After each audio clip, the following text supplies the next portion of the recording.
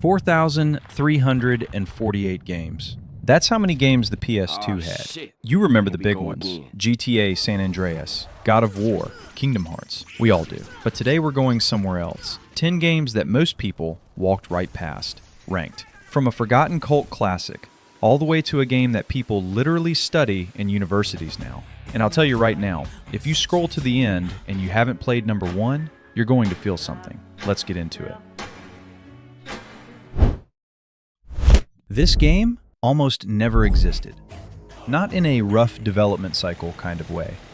I mean, the publisher went bankrupt before it could launch. Imagine finishing a marathon, crossing the line, and someone just erases the finish line. That's the Red Star. It's based on a cult comic book, Soviet sci-fi setting. Part brawler, part shoot 'em up. You're blasting through waves of enemies with psychic powers and brutal melee combos. It's chaotic. It's loud.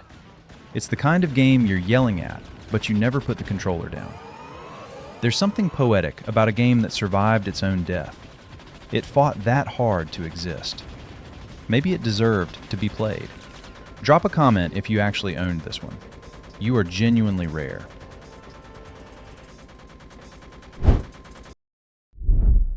What if your only weapon was the entire building? No sword, no magic, no health bar that means anything. Just traps. You play a princess framed for her father's murder, and the only way she survives is by turning every corridor into a death trap. Ceiling spikes, rolling boulders, electric floors, chain combos that bounce enemies off walls like a pinball machine of pain. Getting a 10-hit trap combo in this game feels better than most final boss kills. Trapped understood something most action games don't. Anticipation is more satisfying than reaction. Setting the trap is the fun. Watching it go off is the reward. If you've ever wanted to be the villain, Trapped was made for you.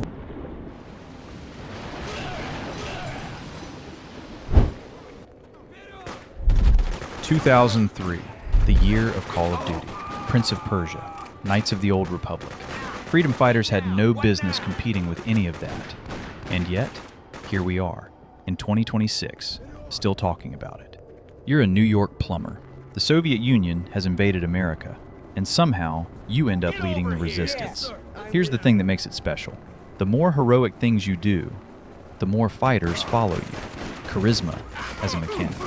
In 2003, and you command every one of them individually in real time. Squad tactics. On the PS2, before that was a genre, this game understood that players don't just want to win, they want to be worth following. That's deeper than most games get. Somebody needs to remake this. Who's signing the petition? I'm first on the list.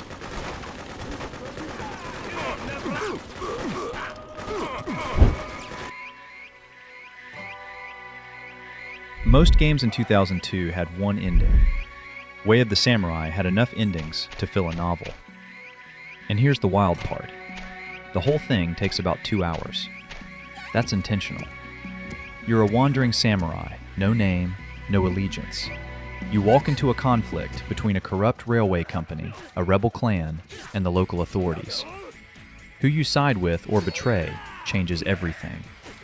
The story branches, the ending changes. Characters live or die based on your choices. And the sword combat is some of the most satisfying on the platform. Way of the Samurai proved that player agency doesn't need 80 hours to feel real. Sometimes 2 hours of consequence hits harder than 20 hours of filler. Name one modern game with this level of narrative consequence. I'll wait.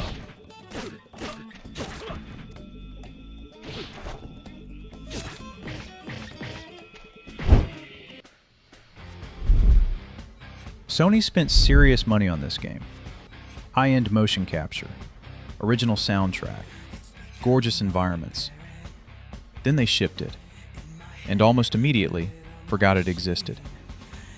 You play Jyn Tate, 21 years old. Discover she has demonic bloodlines. She can transform into 4 different demon forms, each with unique abilities. You fight through 4 demon realms alongside your gargoyle companion, Scree. He can possess stone statues to solve puzzles while you fight. The combat is fluid. The voice acting is genuinely excellent. It felt like the start of a franchise. It was an orphan. Jyn Tate was one of the most compelling female protagonists on the PS2, before that was even a talking point in gaming. She wasn't designed around a conversation, she was just great. If you want a game that feels like a lost PlayStation classic, play Primal.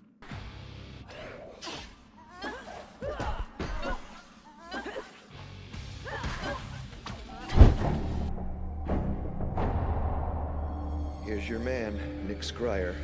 Facial reconstruction. 1 year before Half-Life 2 blew everyone's minds with its gravity gun, a PS2 game quietly released a psychic power system that could do almost the same thing. Almost nobody noticed.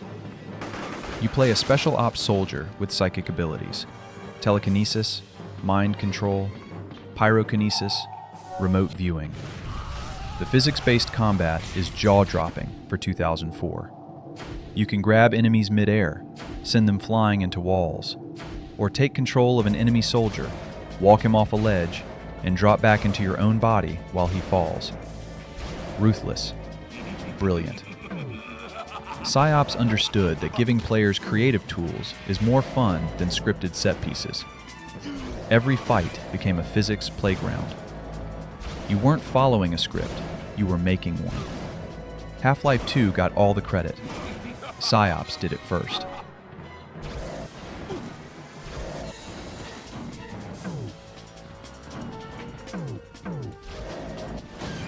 I am through playing around.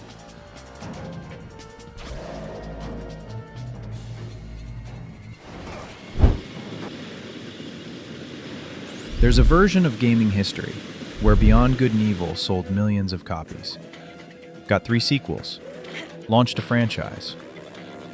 We don't live in that timeline. We live in the one where it quietly changed everything and got almost none of the credit. You play Jade, photojournalist, martial artist, conspiracy investigator, on a planet under alien attack that might not actually be what it seems. The gameplay mixes action, stealth, hovercraft racing, and environmental puzzles, and it never overstays its welcome. Not for 1 second. But what makes it timeless is the writing. Jade is one of the most fully realized protagonists in gaming history. Her relationships feel real. Her world feels lived in. The mystery pulls you forward and doesn't let go.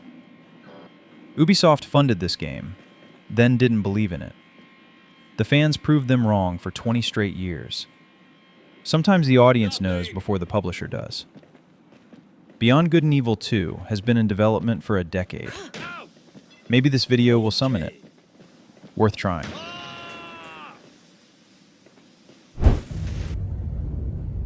Governments tried to ban this game. Parliament members called it dangerous. It was pulled from distribution in multiple countries before most people could even buy it. And somehow, that's not even the most interesting thing about it. Rule of Rose is set in 1930s England. You play Jennifer, a young woman trapped in an orphanage ruled by cruel children. They've built their own monarchy, the Red Crayon Aristocrats, and Jennifer is at the bottom of it. The horror isn't monsters.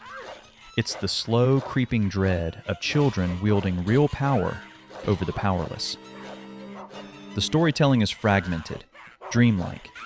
The environments are rotting and beautiful at the same time. Your dog Brown follows you through every nightmare. The combat is clunky, punishingly clunky. But here's the thing, you're not supposed to feel strong here. Rule of Rose is the rare horror game that makes you feel grief, not just fear. By the end, you're not scared, you're devastated. If you can find a copy, and it will cost you, it is worth every single dollar.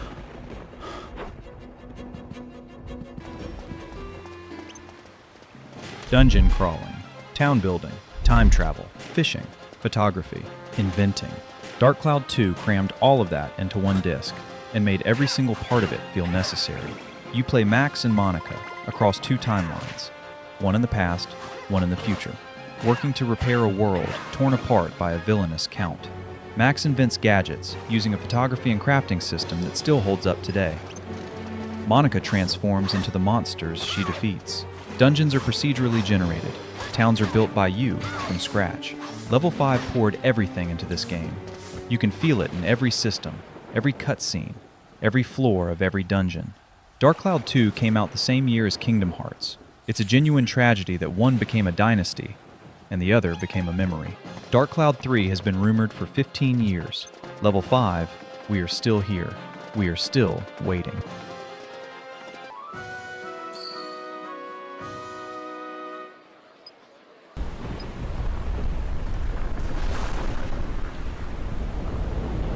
No enemies, no towns, no NPCs, no side quests, no tutorial pop-ups, no minimap.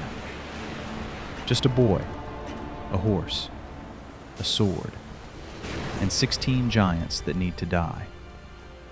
Shadow of the Colossus is the most confident game ever made because it trusted you completely. You play Wander, a young man who carries the body of a girl he loves into a forbidden land. He strikes a deal with a dark god, kills 16 colossi, and she comes back. There are no small enemies. Every single encounter is a boss fight. Each colossus is a living, breathing fortress you have to climb, figure out, and bring down. And here's the thing the game never tells you. What you're doing might be wrong. As the colossi fall, as Wander changes, as the world reacts around you, you start to wonder. And that wonder is the entire point. Shadow of the Colossus was studied in university philosophy courses. It was exhibited in art museums. It made players feel guilt for winning. No game had done that before. Very few have done it since. If you've never played Shadow of the Colossus, stop this video right now. Go play it. Come back. We'll still be here.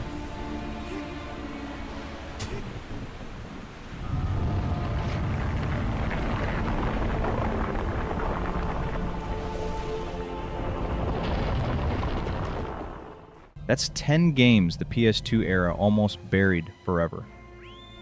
Some never got sequels. Some never got a second chance. And some, like number 1, became the kind of art that gets preserved, studied, talked about for decades. The PS2 didn't just have great games. It had brave ones, weird ones that swung for something bigger than a sales number. Drop your own number 1 in the comments. Tell me what I got wrong. Tell me what I criminally left off the list. Like and subscribe if you want more dives into gaming history. And go play one of these this weekend. See you in the next one.